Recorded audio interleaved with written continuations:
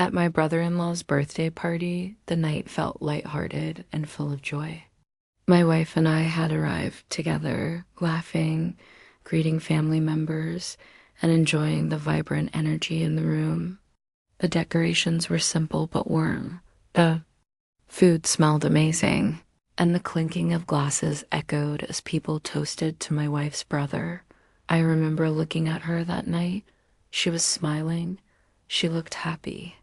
It made me feel comfortable, safe, even that maybe after the rough patches we had gone through in our marriage, things were finally smoothing out.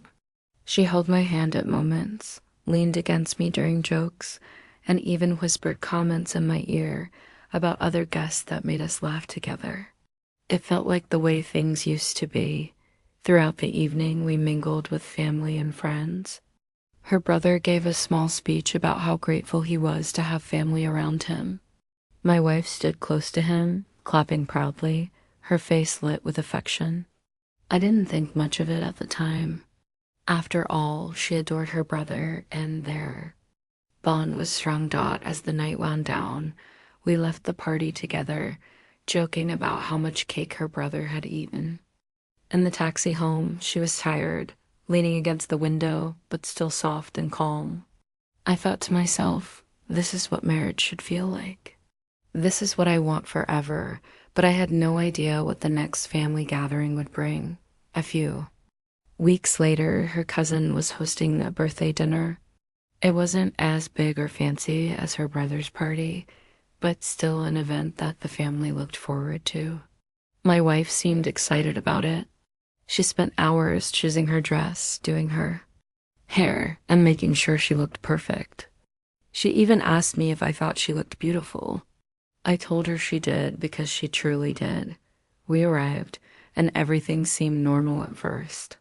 The tables were filled with food, people were laughing, and the atmosphere felt almost identical to her brother's birthday, but this time, something was different. My wife seemed distant, not outwardly cold, but distracted. Her eyes flicked around the room too often, searching for something or maybe someone. During dinner, she laughed louder than usual at certain jokes. She kept excusing herself to go to the kitchen or step outside. At one point, I followed her with my eyes as she slipped away and found her standing close to one of her cousin's friends, whispering. They weren't laughing. They weren't casual. Their body language was tense, intimate, in a way that made my stomach twist. When she came back to the table, she barely touched her food. Her eyes met mine, but only for a second before darting away. I tried to brush it off. Maybe I was imagining things. Maybe I was being insecure. But then, after the cake was cut and people started dancing, everything fell apart. I was standing with a group of relatives when I overheard whispers. My wife's name came up. I tilted my head slightly, pretending to sip my drink while listening closer. She thinks he doesn't know. They've been meeting for months now. Poor guy. And at family events, too. My chest tightened. My hands went cold. I turned slowly and saw her again, across the room, laughing with that same man I'd noticed earlier. His hand brushed her back, and though subtle, it wasn't the kind of touch you'd give someone casually. She didn't pull away. My mind went blank. My wife, the woman I'd spent years with, the one I stood beside at her brother's birthday not long ago, was betraying me. And not just in secret, she was doing it right under my nose.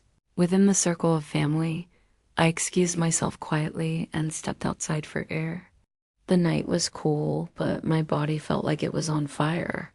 Everything I thought was safe and secure suddenly felt like a lie. Her smile at her brother's birthday, the hand-holding, the whispers in my ear, they all replayed in my mind, now twisted and poisoned by this new knowledge. When she came outside a few minutes later, she looked startled to find me there.